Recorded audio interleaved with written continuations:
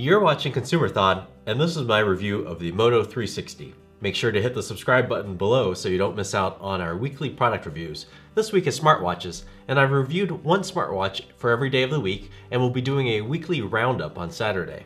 Next week, I'll go into DJ equipment. What happens the third week, I'm not quite sure, so please make sure to leave any product categories that you'd like to see reviewed in the comments section below. Getting into this Moto 360, this is not necessarily new. It's been out for a few months now. I was able to pick this up on Amazon's warehouse deals. The new price for this is the 42 millimeter, although it does come in a 46 as well. The new price would be about $290, $300, and I was able to pick this up for just about $200 using Amazon's warehouse deals. And this was listed as a very good condition. You can see the packaging obviously has like tons of stickers on it and got the packing tape all over it. But basically in what I would consider like new condition, the watch has no visible scratches, although it did say what I believe to be like a disclaimer. They probably like err on the side of safety in saying that there were scratches on the front and the sides, although I don't see any with my eye. It may be possible if you got out a magnifying glass and really looked over it. This watch is waterproof, although it comes with a leather band, so you shouldn't wear the leather band in the water. What's nice about this though is you can change out the leather band to other bands. It's got a really easy mechanism to change out the bands. You can just slide on this and pull out the band. This didn't come with any spare bands, and I don't think it normally does. Some of the other watches that I've reviewed had a smaller band for people with smaller wrists. So this has got a Snapdragon processor, 4 gigabytes of memory, and 500 megabytes of RAM. The microphone is located on the lower left-hand side. It's powered by Android Wear, and you can use this on either Android or iPhone. You can see one of the defining characteristics of the Moto watch is that you've got what some have called the flat tire on the bottom, and that's where the light sensor is.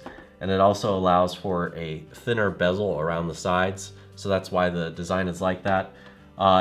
It can interfere in some apps where it cuts off text in that location. There's only one button here. You press the button to turn the display on and off, double pressing. It's called theater mode, so when you're in the movie theater, your watch screen isn't glowing the entire time.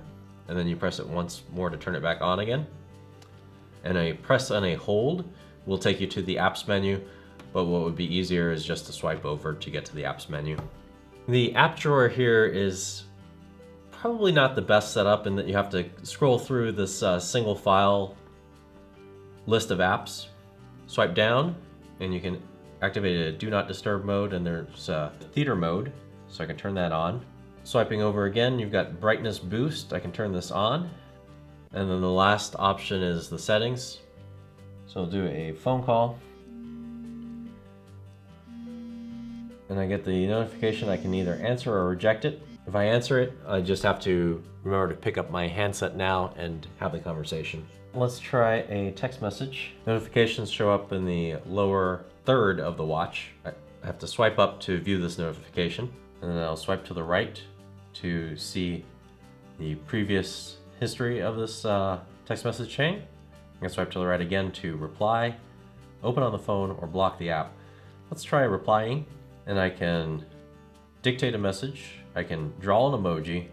I can say yes, no, okay, hee hee, thanks, I agree, nice, on my way, okay, let me get back to you later, and then happy face and sad face. What I do like on this is that Motorola has its own running app, so you're not forced to use the Google Fit app, which is a little bit lacking for runners. Here's the Moto Body running app, and this is nice. You've got these 4 pages of displays. This will show you your distance, time elapsed, pace. It'll give you a heart rate sensor, which is the step above what the Google Fit app does. The Google Fit app does not allow you to see the heart rate sensor while you're running. And this will show different phases of heart rate activity from 1 to 5, depending on how fast your heart rate is going. And then you've got this, so I think this shows splits when you run over a mile. So this is kind of neat. It'll show you a summary of your run with the time, miles, average pace, best pace, average heart rate, maximum heart rate, calories burned, and calories per minute. And then you see which heart rate zone you're in and the amount of time you spent in that zone. The splits show the miles run and how much time for each mile. So kind of a cool running app.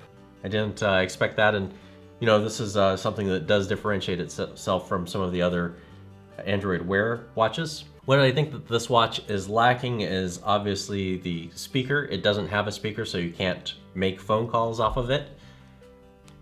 And I think that we're kind of reaching that point where the Huawei has the speaker, the ZenWatch 2 does, as well as the Samsung Gear if you get the 3G version of it. And then the Apple Watch has a speaker. So I think that that's an incredible feature, just to, like, so let's say if you have one of these larger, like phablet type phones and you don't want to struggle to get it out of your pocket, it's nice to be able to answer a phone call, you know, like you're sitting, you're driving, the phone's in your pocket, it's not easy to get out of your jeans. It's nice to have the speaker and to be able to make that phone call. The battery life is okay. I mean, I used it heavily for navigation. One day where I used probably about 4 hours of navigation, and that made it last for just basically I guess it lasted for basically about 12 hours that day. So if you're using it a lot, then you can wear down the battery. I'd say normal use would probably be about 1 to 2 days out of this. So that's my review of the Moto 360, and don't forget to subscribe and check out my weekly roundup where I compare this watch to all the other watches that I've reviewed this week. And thanks again for watching Consumerthon.